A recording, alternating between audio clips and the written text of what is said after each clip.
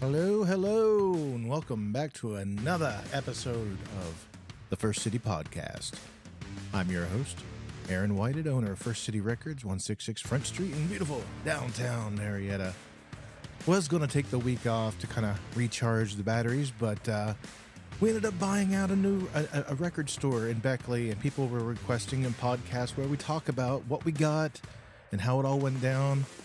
So that's what we did. Me and my friend Micah, who helps out at the shop, kind of break down what it was like breaking down a record store in 4 hours in the heat, going up and down stairs, and loading it all into a giant 26-foot trailer and getting it down the West Virginia Turnpike during rush hour. So that's what we got in store for this little mini episode.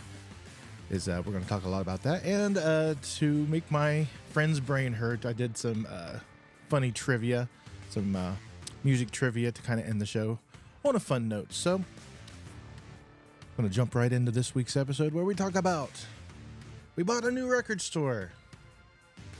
Enjoy.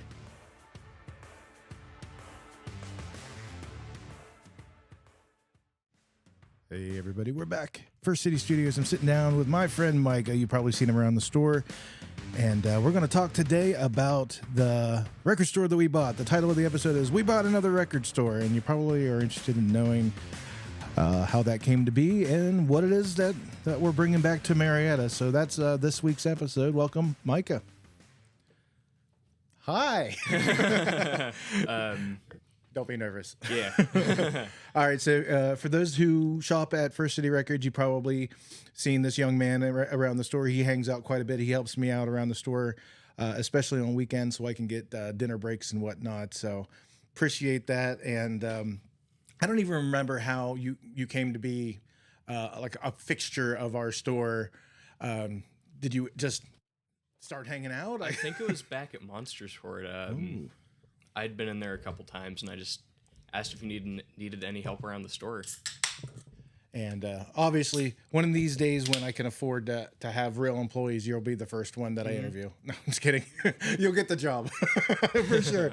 Yeah, I mean, it's been a pleasure getting to know you. And this week's episode, we're going to talk about the move of the record store that we bought, but we're also going to get to know you just a little bit, and then we're going to play some games. We're going to do some trivia stuff to kind of see where you are musically. You talk a big game in the store, like you listen to.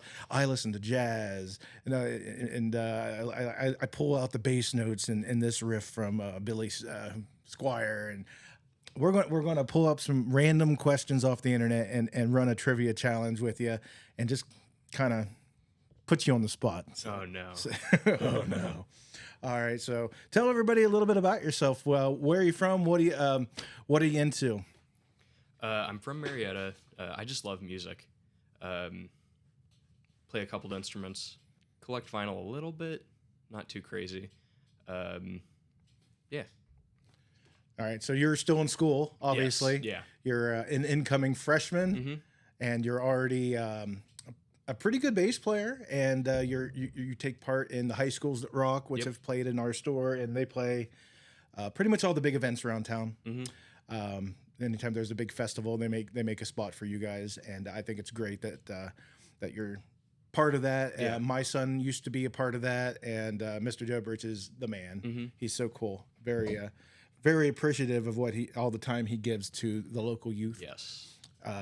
So apart from bass, what other instruments are you into? What are you looking to get into? I can play a little bit of everything for the most part.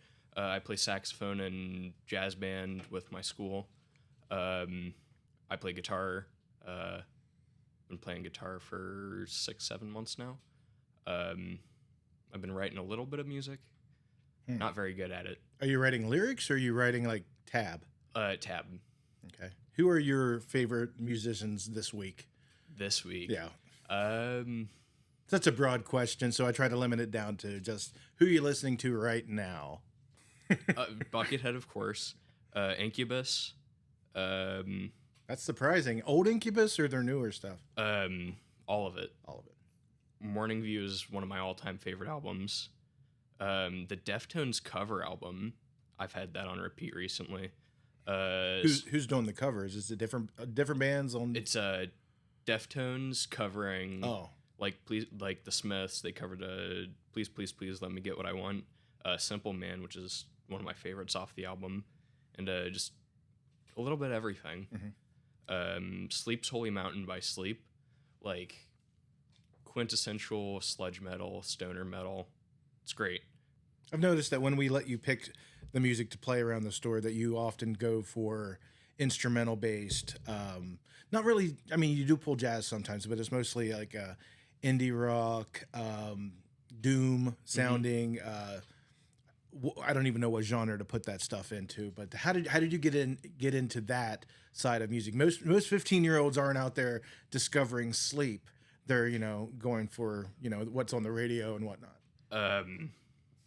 Just having too much free time and just going down rabbit holes on Spotify. And yeah. We talked last week with the band Horse Burner. And well, one thing he said is that there's not any good sax solos in rock songs anymore since Bruce Springsteen and the E Street Band. So you could fill a void in Horse Burner. Can you imagine sax solos in the Horse Burner? That would be great. We may be able to hook that up someday. Yeah. Yeah. When we get down to their album release party on Friday, we will definitely have to see about getting your foot in the door on the next Horse Burner tour as their touring saxophone player. I don't know. But. Yeah. All right. Well, let's go ahead and shift gears to talking about the new record store that we purchased, because that's the title of the episode. Hey, we bought a new record store. It's kind of a grabby title. For those of you who didn't know, a store in Beckley. I don't know if it's fair to say names or anything, so I'm just going to leave it at a record store in the Beckley, West Virginia area, where it's closing, and they posted on their Facebook, hey, we're looking for somebody to buy us out. And I entertain every idea possible. I didn't think for the life of me that it would be available by the time I saw the post, or be something that I could afford. But by the time that I reached out to him, evidently nobody else had contacted him, and I'm okay. Let's set up a time. I'll come up there, and ended up not being able to go. So we did like a FaceTime thing, and I don't really want to get into the financial end of things so much because it's not very classy. But let's just say like the first number was an obvious no-go, and then it just kept on going lower and lower and lower every time I tried to get off the phone, and hemmed and hawed. It just kept on dropping numbers, dropping, to the point where it was ridiculous of me not to.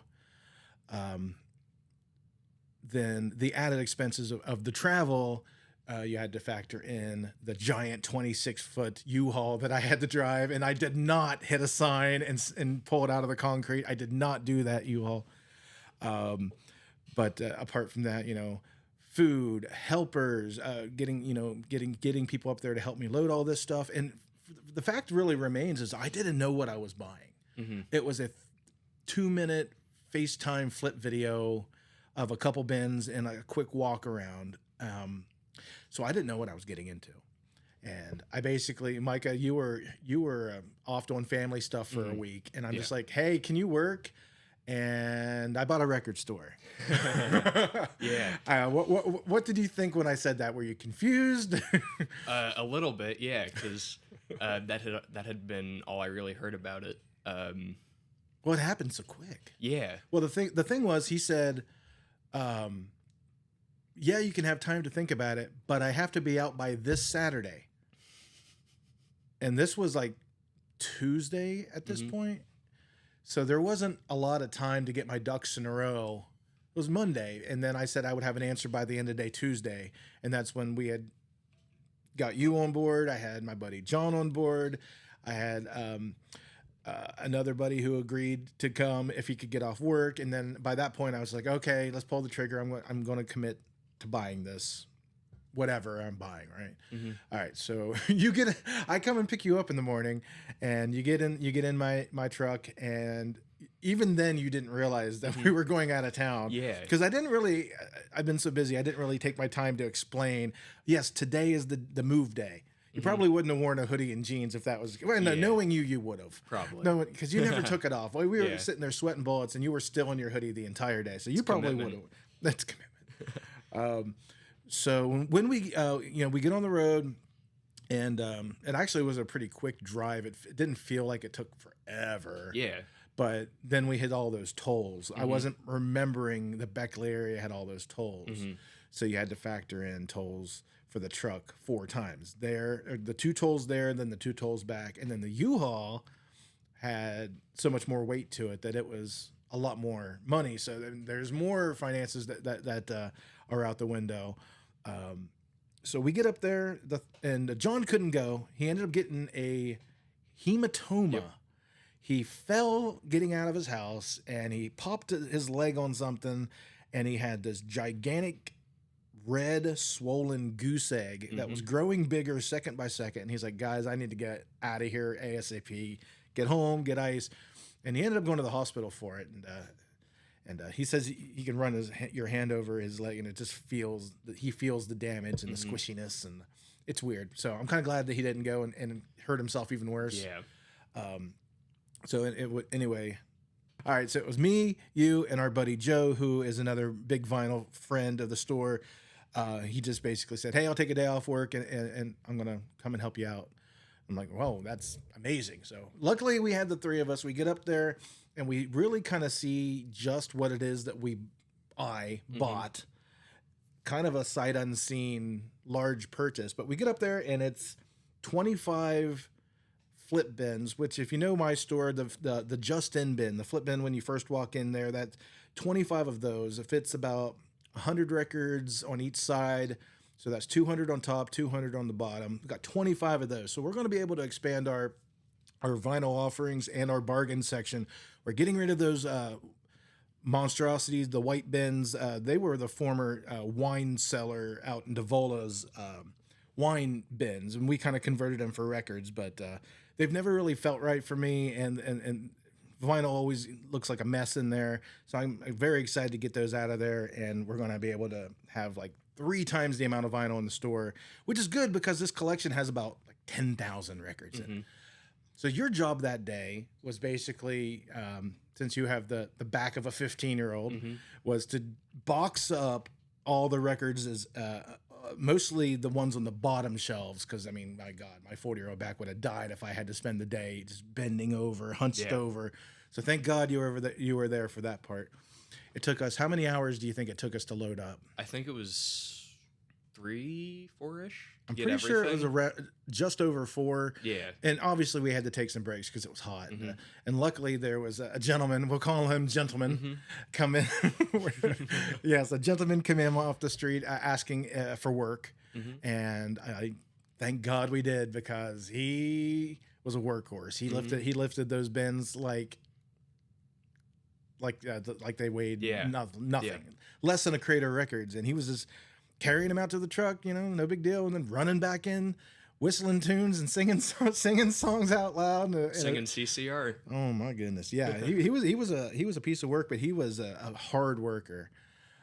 So yeah, 4-hour mark, we got everything loaded up, and then we had to think about where we're going to take all this stuff. So we get it all loaded up, and luckily I had the foresight that I did not want to bring all of this stuff to the store, because I have nowhere to put it right now, literally nowhere. So I got a storage facility, an underground bunker. I'm not telling anybody where. No, I'm just kidding. It's under lock and key at the U-Haul down the road, and it's in the air-conditioned environment. So what are some of the things that you saw during the move that I wouldn't have seen because I was dying of dehydration and carrying things? You were the one actually flipping, grabbing stacks of records, CDs, cassettes, 8-tracks. Was there anything that you found in there that kind of piqued your interest? Was there any cool pieces of gear? What did you see? There was a lot of really cool jazz. A little bit of Jerry Mulligan, maybe 1 or 2. I think I saw some Duke Ellington, but there was like the essential stuff in there, and a lot of good commons. Is what I was saying. A lot of country. So country fans, you're going to love this. And truth be told, I only bought it in reality because 1, the price was so stupidly low. For 2, I wanted those bins. Those bins Okay, so a sheet of plywood for one of those, you can build one of those bins. There's specs out there on the internet you can get. It costs about $75 right now for a good sheet of plywood. And then you got to factor in the time and or the labor cost to building. You're looking at $125 to $150 per bin, and I have 25 of those coming now. For one, I would never have had time to hire somebody to build all of those and wait for the process. These are already built, ready to go. So that's like 2/3 of my money right there. Is I wanted these bins. So the records and CDs, yes, we're going to kind of flip through everything and take out the cream of the crop to bring at our normal pricing. But the majority of this stuff, I just want it gone. We're going to start off for a while at certain prices. And then we're just going to hopefully dwindle it down to where it's manageable, and we're going to have a really, really, really good bargain section for a while. And then once everybody's had time to go through it, just some of it will go in the general population, some of it will be boxed up and sent to auction for the next guy to hopefully get a great deal and find some hidden gems, things that I may look at and not have a clue that it's worth $5-10, and it maybe look like a quarter to me. Yeah. So I tend to do that. If it looks like a quarter, we've had some people find some gems in the rough there. But the truth is, I don't have time to grade and price things that I look at and think that there's not a market for. Yeah. So hopefully that will bring a whole new audience of people to come and get a record store that was only in business for like 9 months or something like that. 9 or 10 months. In the less than a year. Yeah, less than a year. And he said that very little foot traffic, very little interest in that area, unfortunately. So I don't want to say these have never been picked through, but there's probably some shelves in there that, especially the unpriced stuff, that very few people have ever seen. Yeah. So it's a whole new ball game. We have all kinds of stuff coming up. And the posters, man, we found some awesome posters. Yes. I'm going to get a hold of that guy from Pittsburgh that did all of these posters and see if we can continue a relationship and maybe get a new display box that didn't smell like cat piss. Yeah. So that one had to be thrown away. It's still in the back of the store right now, but there's no salvaging it. It was kind of funky. In the bottom of it's yellow. So it is what it is. It's definitely cat urine. So, the speaker. Okay, so we have a picture frame with an actual picture. It's an actual canvassed picture. It looks kind of like a cheap rendition of a Bob Ross or maybe like a hotel painting. Yeah. But if you flip it over, it's actually got the adapters to plug in, so it's a speaker. How cool would it be to put that up in the store, and then at Halloween time, customers walk by and we play spooky, ominous music as they walk by. So I don't know if we're going to sell that piece or not. I haven't looked at it yet. But even John, Mr. John, who does all the thrifting and does all the estate sales and all of that, has said he's never seen one before. So if he's never seen one before, it's got to be a pretty rare piece. And it's either rare or just nobody wants it. So they didn't make very many. One or the other. So how did you feel the next day? I know I'm still sore. 4 days in, the backs of my thighs still are kind of pulsating at times. Getting up and down out of chairs has been rough. But apart from that, we carry so many records as it is. My upper body, my arms were not sore or jelly or anything. It was mostly just the legs from the lifting. What about you? Definitely the legs from carrying stuff up and down those steps. And the steps and then the ramp. The ramp. That's probably what it was, is that incline up the ramp. It was on the side of a mountain. Yeah, this we weren't warned in advance that there was 3 steps inside to get down into this basement record store, and then 2 steps that are graded, like metal grading steps up to road level. And it was on a steep hill incline that we had to park, and then we had to walk up the ramp. With 25 of those bins, 10,000 records, an estimated 2,000 CDs, an estimated 800 cassettes, turntables, speakers, receivers, furniture pieces, posters, artwork. You got a cool guitar out of it, too. Talk about your guitar. What have you done with that? Nothing yet. You've done nothing. Honestly, it's probably going to be one of those things you'll never do anything with it. It'll end up in the furnace room. In my garage. Yeah. It is a cool little piece. It's an old guitar, and they turn the F hole or the center hole or whatever sound hole, yeah. into a clock, and then it's got a record strapped to it somehow. It's like screwed onto it. It's really neat. The pick guard is a record, right? Yeah, or something like that. Yeah, so he gave you that, and then a very nice art piece, a clock that he had made out of a record. And the owner, we actually talked about maybe bringing him on as a consignor to sell. He had a couple unique pieces. It was the record clocks, of course. But what was the other thing that he basically he made cone shaped? Yeah, he melts records down into cone shapes, and then you sit your phone down inside of it, and it turns into a speaker. Yeah. Do you remember what he called? Was it called the Mariah Carey or the Dolly? The Dolly part. Yep. Yeah, I don't remember exactly what they were, because it was big on top. Big on top. Yeah. Okay. Yeah, the Dolly Parton. Yep.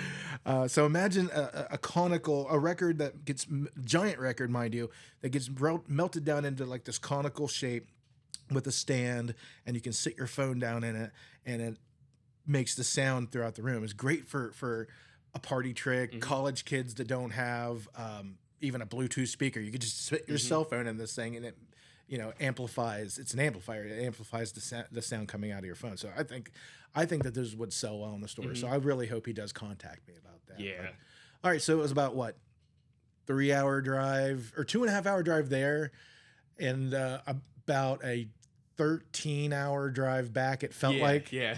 All right. If you've never driven the 26-foot U-Haul trucks, when you hit the brakes, nothing happens except for the engine starts revving, like revving, like hardcore revving. And terrifying. It was terrifying at first. I thought, especially on those hills going back on the pike. Yes, we had to drive that during rush hour, a 26-foot U-Haul truck, bumper to bumper semi-truck traffic on the West Virginia Turnpike, and every driver who's ever driven that knows the amount of hills. It's awful. The scary drivers who want to go 800 miles an hour, and here we are going down the pike, down these hills at 40, 45. I think the max speed we went the entire time on the pike at least was like 50. I think I eventually got some balls towards the end and got up to 50. But once we hit Charleston, I got my stride. Going through Charleston on it was also awful. It was awful, but it wasn't nearly as bad as the Turnpike. Yeah. Then we got the stuff back in the early evening, and we went to the storage locker and unloaded the truck at the end of the day. I really wanted to unload the truck the next day, but in hindsight, I'm glad it was just done and over with. So thanks to Joe and you and your dad for coming in and helping us get that busted out a lot quicker. It only took us like an hour and a half to unload. So Joe had this bright idea to grab one of the trolley carts, get it up the ramp, load up one of those bins that actually had records on it, and then have me carefully walk it down. And it was so heavy that it took me with it and slammed me into the wall. You were in the other side in our storage room, which was through a concrete wall. I heard it shake. He heard, and that was me getting smushed by this massive crate of records. It felt like 20 miles an hour. So I'm sure it was like 5. But I couldn't stop. And I actually about severed my Achilles tendon because I hit a dolly right on the Achilles tendon on the back of my foot, and it smashed. And I limped for a while, but thank God I don't even have a bruise. I mean, it could have been disastrous. So that sucked. But we got everything there. We could barely get the door shut. I mean, you've seen the pictures if you've been on our Facebook. Literally, we stacked the last empty bins 3 shelves high right at the front of the front door. And that is the story of us buying a record store. So it is in town. First things first, we're going to go through the white bins, the bargain bin section. Those have got to go. The goal is to actually bring if anybody wants to buy one, they're $20 right now. But if you don't want them, I'm just going to bring them here, take them to my garage, and use them in my garage to keep stuff off the ground in case we get water. No big deal. And then we're going to start bringing in the empty ones. And then by then we should be able to get to the boxes of records and start bringing in truckloads of boxes of records, and I'll organize from there. These things are already priced. Most of them are already priced with their barcodes and their pricing. we'll have to just ignore those because some of the pricing was pretty bad. Yeah. Things that I would consider dollar bin, quarter bin, they're $5, $18, $20 on. So I don't know if that contributed to the lack of interest in the store or what, or maybe those records are really worth that, and I'm just not taking the time to make that extra sale. But for me, I mean, I know what I like to focus on, and that type of music isn't what I'm wanting to focus on. I'd much rather get it to the hands of the fans of the music, because it's not like they're going to have many people to flip it to. Yeah. So anyway, there lots of amazing things coming, but we're hopefully going to have a whole new look to the store fairly soon. And we'll probably have a really nice bargain section for a long while. That's another thing to look forward to is coming in and being able to leave with an entire box of records and not be broke. So we'll obviously pull out the premium stuff and do our due diligence, but there's just so much stuff to go through. It's going to take us somewhere else. So give us some time. But people were asking us to talk about the podcast about the buying of the store, and I feel like we kind of covered pretty much everything. There was some vintage gear. We didn't talk about that. A Technics receiver. There was a turntable.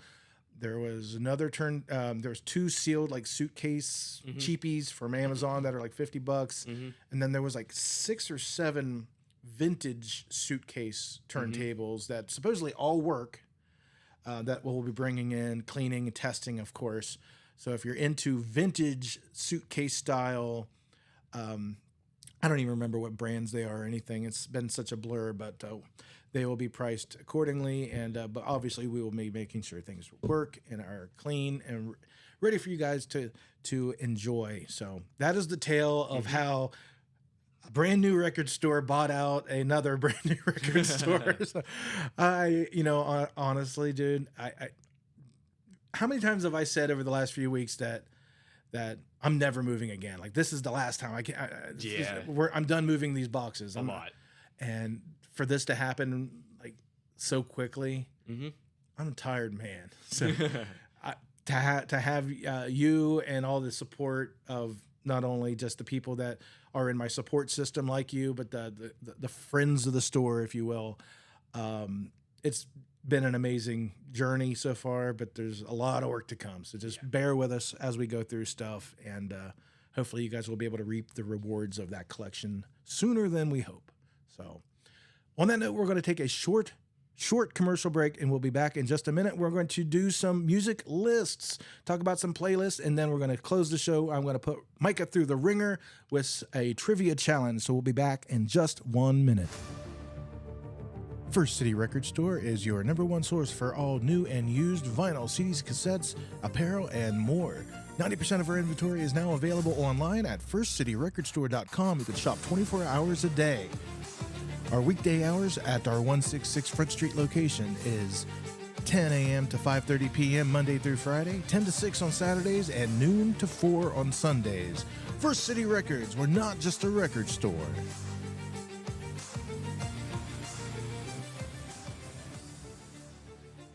All right, guys, we're back, and we're sitting down with Micah with my music listography, your life and playlist book. We started this last week with the band Horse Burner, where we kind of go through this book that I've had since right out of high school. I bought it at Borders bookstore, and we're just going to flip to a random page, and then it'll give us a topic. We'll make a list based off the topic, and some of these I have filled out from 20 years ago. I will read off the things that I put around that time frame if I had written on that page. So let's go ahead and get started. First page up is list love songs you'd want to be serenaded with. Ooh. While you're looking at yours, the only one that I wrote down was Have a Little Faith in Me by Aaron Neville. Off of that Deftones album I mentioned earlier, the covers album, their cover of No Ordinary Love. Who sings that? Ooh. No Ordinary Love. That sounds like a cheesy 80s love song. While you're looking that up, I got one. I'll Stand By You by the Pretenders. Yeah. That's I remember slow dancing to that at my very first middle school dance. So that one is a big one for me. Let My Baby Stay by Mac DeMarco. Okay. That's a modern take. Yes. All right. Yeah. Sade does What is it? No Ordinary Love. No Ordinary Love. So it was an 80s cheesy song. So that's a decent choice there. John Hyatt's Have a Little Faith in Me too is another. I think I'd prefer his version anyways. Ugly Brunette by Horse Jumper of Love. I have no dog in the fight there. I don't know what that is. You got to fill us in. What type of music is that? It's a like weird indie alt rock shoegaze. Fade Into You, Mazzy Star. Yes. That's a good one. That's a good pick. Ooh, I got the ultimate pick. All My Life by Casey and JoJo. Mm-hmm. That's another one that I remember slow dancing to in middle school, and it starts off with "Baby, baby, baby, baby, baby, baby." So yeah, that's my Casey and JoJo impersonation. So let's go to the next page on the list. Hurry up and move past that. List songs that capture your hometown. And the only one I wrote down was the song Shit Town by the band Live. And by the way, that was about Belpre, not about Marietta. I grew up a Belpre boy. So at the time, Shit Town really kind of said everything. I'm going to be personally talking about Marietta when I try to find some songs for this list. I'm sure you are as well. Yeah. Ooh, my class song actually is a great choice. 2002, class of 2002, OAR, I Feel Home. It's one of my favorite songs still to this day, and Justin Arthur, the other local musician, actually played that at our graduation ceremony. That was our class song that year. So that is my pick for this one. It feels like anything off of Skylarking by XTC. Okay. That's a 80s new wave. Yep. All right. Yep. Okay. We'll do two more of these. Speed it up here. Okay, I have nothing written down for this, which is not surprising, doing that it has to do with fashion. List your favorite fashion icon in music over the years. At 2024, looking back, for me, I have two. Obviously, Prince is a huge one for me, but I also am huge into the grunge era, so I'm going to go with Eddie Vedder. Eddie Vedder is a good one. The flannel around the waist. Mm-hmm. Yep. Like early's Kurt Cobain. Okay, very similar. Yeah, just a ratty T-shirt and dirty jeans. And was he a Keds guy or a Converse guy? I think he was a Converse guy, but I have no idea. He looks like a Converse guy. And Morrissey. What does Morrissey wear? Mostly just like black button downs, right? Yeah. Okay. All right, we got one more, and then we will move on to the trivia.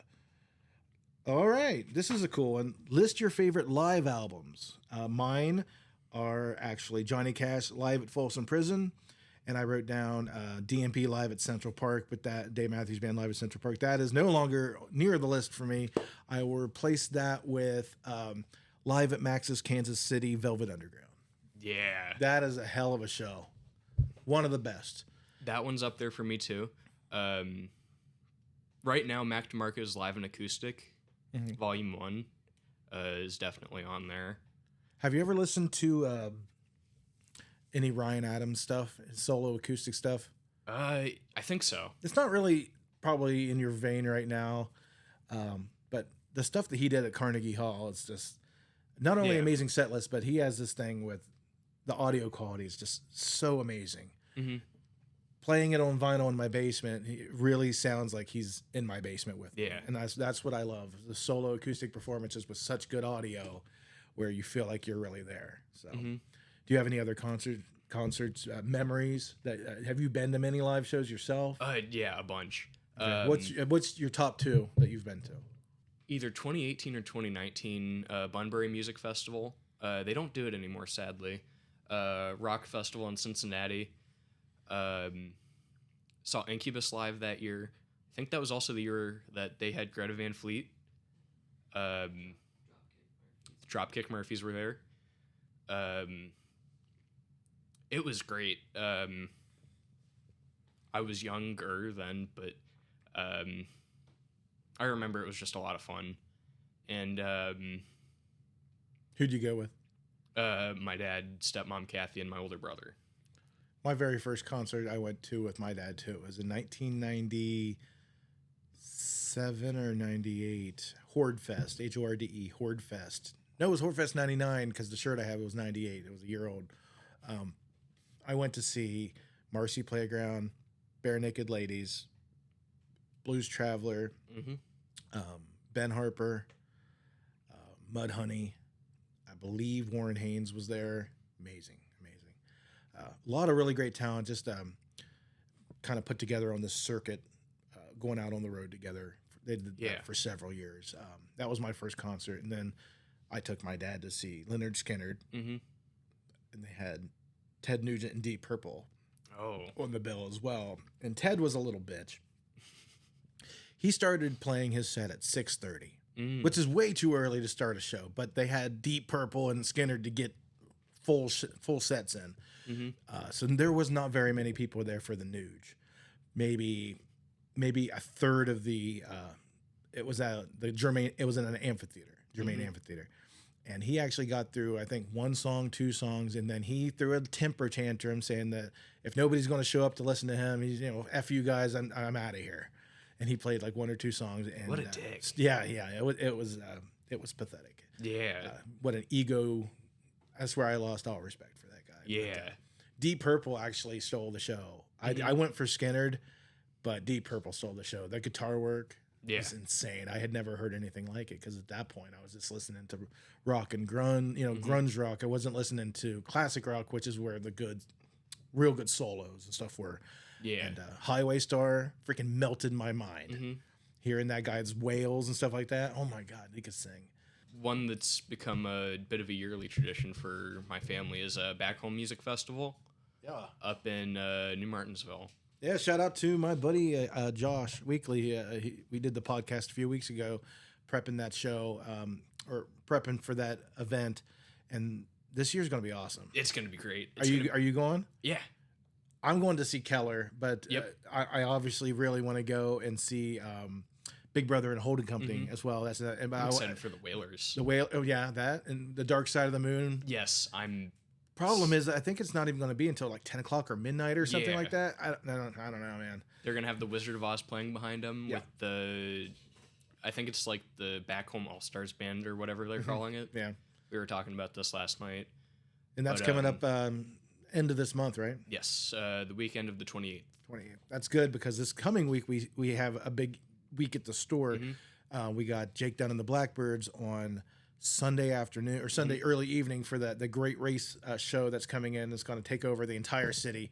They're expecting anywhere between 500 and 5,000 people. You just never know to show up for this event, and we're kind of like capping off that entire night with the free concert at the store for the Great Race with Jake Dunn and the Blackbirds. One of my favorites.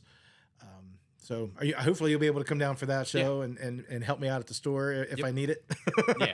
It's Sunday at 5:30 to 7:30. So, all right, we're going to switch gears. We're going to pause for the cause, and we're going to set up for trivia, and we're going to try to blow Micah's brain all over the studio floor. So we'll be back in just a second with trivia. Good thing it's hardwood. All right, and we're back. And now we're here for trivia time with Micah. And we're going to try to blow his brains all over my basement floor. All right, that's enough of that. All right, question number 1, Micah. Who was the very first American Idol winner? I have no idea. That is correct. No, I believe it was, Kelly Clarkson. Oh, okay. Oh, Kelly Clarkson. Next up, let's see here. Name all of the Spice Girls. You don't have to do their real names, just their nicknames. I'm not even going to pretend to know that. Seriously? You're not even going to try? Nope. We got Sporty Spice, Scary Spice, Ginger Spice, Baby Spice, and Victoria Beckham Posh. Posh Spice. Nothing there? None, huh? Nope. All right. Who sings, Man, I Feel Like a Woman?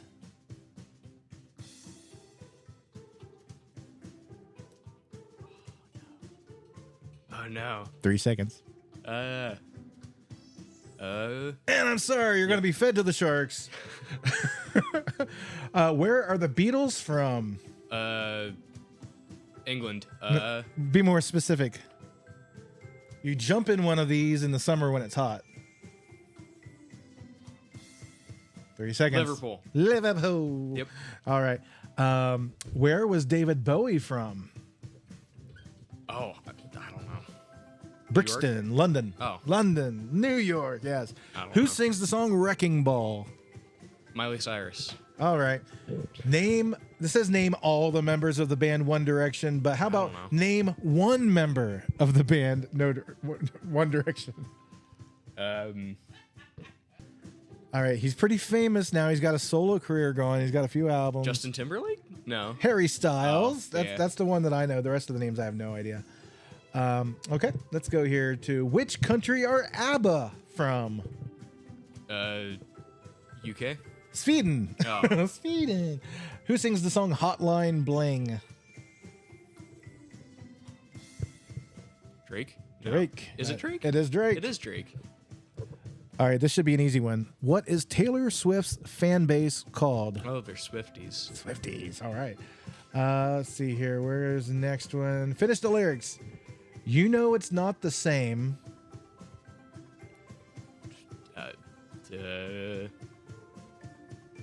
As it was. Oh. I have no idea. They didn't even put the song title down for me.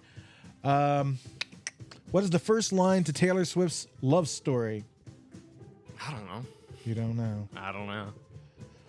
Told you I was going to be bad at this. All right. It is, we were both young when I first saw you. Oh. We were both young when I first saw you. No? Nothing? No. Damn it. All right. Stevie Nicks is a member of which 1970s rock band? Fleetwood Mac. All right. What is the first line to Olivia Rodrigo's driver's license? I don't know. It's not my genre. I got my driver's license last week. Oh. Oh, that's horrible. Oh, okay. Let's see here. What is the first line to Justin Bieber's Baby? Baby, baby, oh. You know you love me. I know you care. All right, we moved on to a different quiz now. These ones are completely different questions here. What singer has had a Billboard #1 hit in the last 4 decades? It's a woman, and she was married to Nick Cannon. What genre? R&B, pop, a little bit of soul. Christmas songs. Mariah Carey? Mariah Carey? Okay, we're getting some help from the peanut gallery back here. Question, what was Freddie Mercury's real name? Was his real name not Freddie Mercury? No, not at all. He definitely, his name was Farrokh Bulsara. Oh. Bulsara. All right, next question. I don't even know who that is. Okay, here's a cool one. What pop star wrote songs for Ariana Grande, Miley Cyrus, Britney Spears, and Alice Cooper? She's a pop star. And here's another hint. She tried to give Jerry Seinfeld a hug, and he politely declined, and it ruined her day. I have no idea. Kesha. Oh. Kesha. Yeah. She's evidently wrote some songs for some pretty big, heavy hitters. All right. Before Miley Cyrus recorded the song Wrecking Ball, who did they offer the song to first? I've heard this before, but I have no idea. She's a queen. Married to a rapper, famous rapper. Beyonce? Beyonce, yes. All right, what rock icon was the founder of the Society for the Prevention of Cruelty to Long-Haired Men? I don't know, but I love that. Yeah, I didn't know this was a thing either, so don't feel bad. David Bowie. Oh. And I've never seen him really with long hair. I've seen like the mullet hair. Yeah. Okay, next up, Keith Moon and John Entwistle of the band The Who are said to have inspired the name of which other classic rock band? Think of the biggest rock band in the world. The one most people think of when they think classic rock. The Rolling Stones? I don't know. Led Zeppelin. Led Zeppelin. They could have been the Stones. They're just as good. Yeah. Let's see here. Have you ever seen the movie The Big Lebowski? Yes. In The Big Lebowski, the dude cannot stand which band?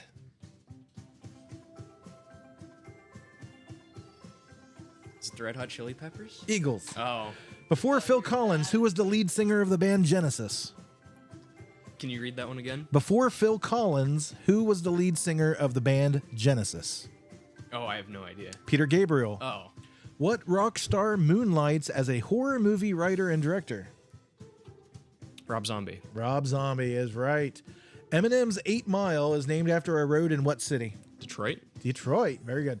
Paul McCartney credits which artist with teaching him everything he knows? He's not big, and he's not a dick. The answer is Little Richard. What artist made up the supergroup The Traveling Wilburys?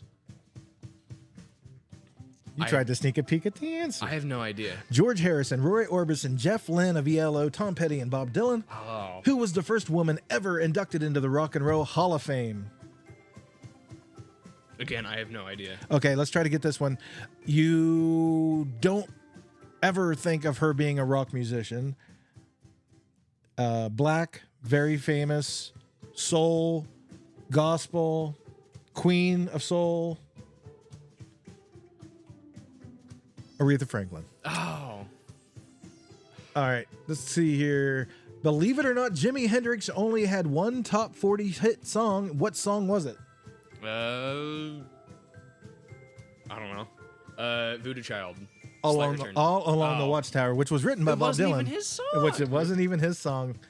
Art Garfunkel initially declined to sing one of Simon and Garfunkel's biggest hit songs. What song was it? Hello Darkness, My Old Friend. I have no idea. Bridge Over Troubled Water. Oh. What was Elvis Presley's first #1 hit in the United States? You can spend the night there. Oh. Heartbreak Hotel? Heartbreak Hotel. Van Halen famously banned what color of M&Ms in their writer contracts?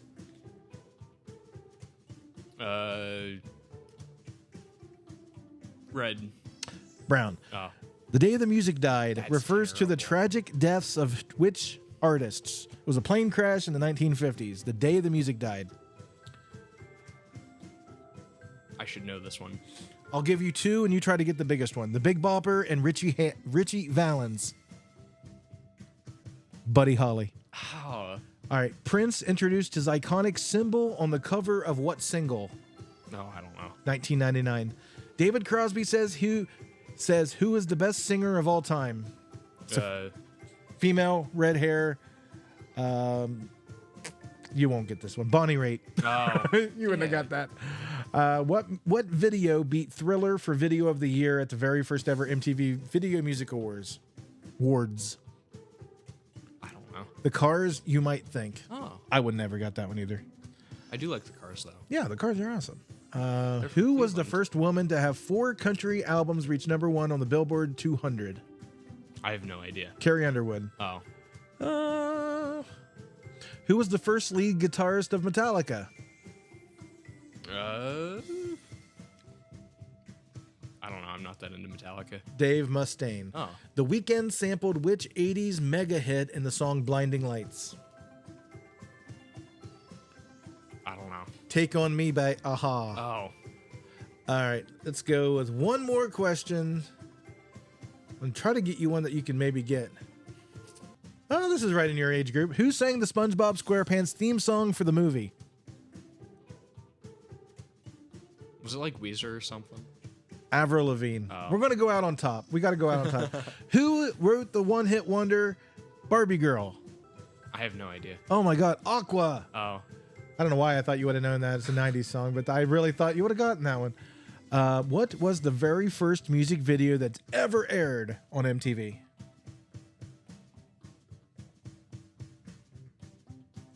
I don't know. Video Killed the Radio Star by the Buggles. Oh. I don't even know who that is. Which member of Kiss wore makeup that looks like a cat?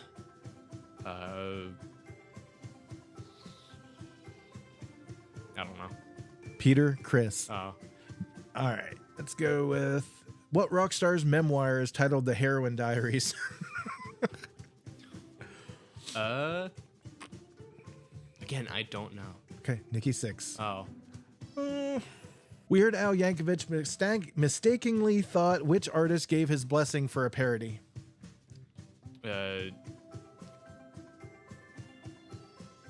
Coolio. Hey, you got it. No way. Yes, that was and honestly, we listened to Gangster's Paradise in the store the other day, and that song is forever ruined for me because I can't stop singing churning the butter and even Ezekiel thinks that my mind is gone. Yeah. He ruined it. All right, guys, so we're going to call it a show. We'll see you guys at First City Records for the Jake Dunn and the Blackbirds show this Sunday, June 23rd, 5:30 p.m. to 7:30 p.m. Remember, Front Street and 2nd Street will be closed. There will be a shuttle running if you want to park down all the way at the fairgrounds. Otherwise, downtown parking, typical to what you're used to for the Steering Wheel Festival.